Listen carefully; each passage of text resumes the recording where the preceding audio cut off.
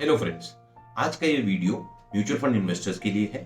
Specifically ऐसे mutual fund investors के लिए जो अपना पैसा म्यूचुअल फंड की उन स्कीम में लगाते हैं जो इंटरनेशनल सिक्योरिटीज में इन्वेस्ट करती हैं। Over the past few days there has been a flurry of social media post and chatter going around कि ऐसे कुछ एएमसीज ने अपनी पर्टिकुलर स्कीम्स जो इंटरनेशनल सिक्योरिटीज में इन्वेस्ट करती हैं उसमें नया इन्वेस्टमेंट लेने से रोक दिया।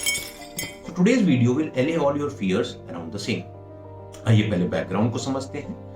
RBI and SEBI have allowed the mutual funds to invest into overseas securities for a while now. RBI being the central bank of the country sets up the overall limit कि total mutual fund industry international securities में कितना amount तक invest कर सकती है। At the same time, SEBI being the securities market regulator sets up the per fund limit. पर fund limit यानी कि एक एएमसी इस टोटल लिमिट में से कितना इन्वेस्ट कर सकती है इंटरनेशनल सिक्योरिटीज में।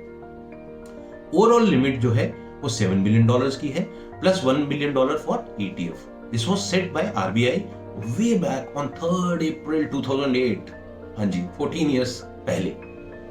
ये लिमिट पहले $4 बिलियन की थी, वहां से बढ़ा के $5 बिलियन किया, उससे बढ़ा के आज की जो करंट लिमिट है उसमें किया गया $7 बिलियन।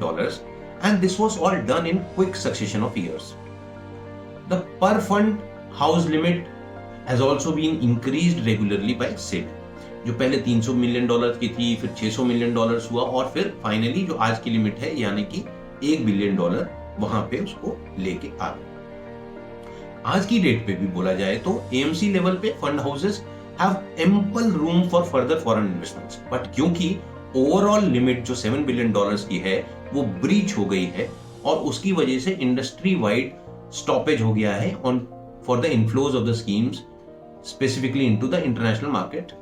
अब क्वेश्चन आता है, why has the limit not been increased? Simple reason for not increasing the limit for 14 years is that there was no need to increase it and there was no huge focus on investments in the international market till couple of years back.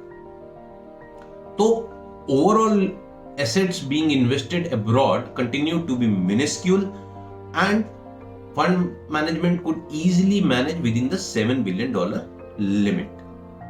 Now the next question is, why do I think that the situation is temporary? See, RBI and SEBI have always been supportive to the mutual fund industry. In fact, our alternative investment funds को भी $1.5 billion का investment allow कर रखा है। अब ये जो $7 billion की लिमिट सेट की गई थी ये 2008 में सेट की गई थी जब म्यूचुअल फंड इंडस्ट्रीज के asset under management 5 lakh crore का था और फॉरेन एक्सचेंज रिजर्व्स इंडिया के $309 बिलियन के। आज की डेट में प्रेजेंट स्टेटस अगर देखा जाए तो asset under management mutual fund industries का उस 5 लाख से बढ़ के 37 लाख करोड़ हो चुका है और हमारे फॉरेन रिजर्व जो है वो $634 बिलियन के हो चुके हैं।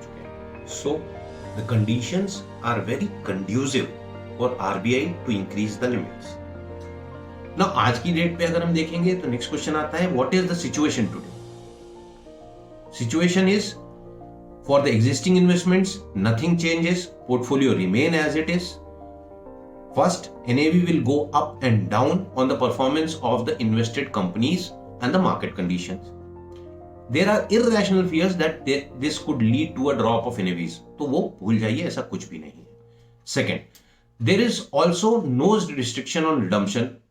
तो कई बार ऐसे भी अभी fears थे कि redemptions को रोक दिया जाएगा, ऐसा कुछ भी नहीं है। redemptions की कंडीशन सेम है आज की डेट पे जैसे कि पहले थी। अगर मैं बात करूं कि नया पैसा कहां जाएगा, on an incremental basis all investments will be in the Indian stocks. So it says like MF scheme can surely sell something from their portfolio of the foreign stocks and buy some other foreign stocks, but they just cannot remit the money out, right? Existing SIPs और STP पे बात करें तो कोई भी फर्क नहीं पड़ेगा। So next question आता है, what about new investors? What about existing investors who want to invest further? Option A, wait for a while. Let the limits get increased by RBI and SEBI. And then you can invest into a funds who invest either partially or fully into the international markets. Option B, schemes that invest only in the Indian stocks are running as usual. आज की date में आप उसमें invest कर सकते हैं। Option C, keep your money into debt and wait for some time. तो आपको डेट का रिटर्न मिलता रहेगा और as and when the limits are increased आप उसमें एसटीपी या लमसम इन्वेस्टमेंट कर सकते हैं। So in a single line I would say, all in all, nothing much needs to be done by existing investors. Happy investing. Thank you. Hi. If you like the videos, I would request you to please share them, like them, and subscribe the channel. Thank you.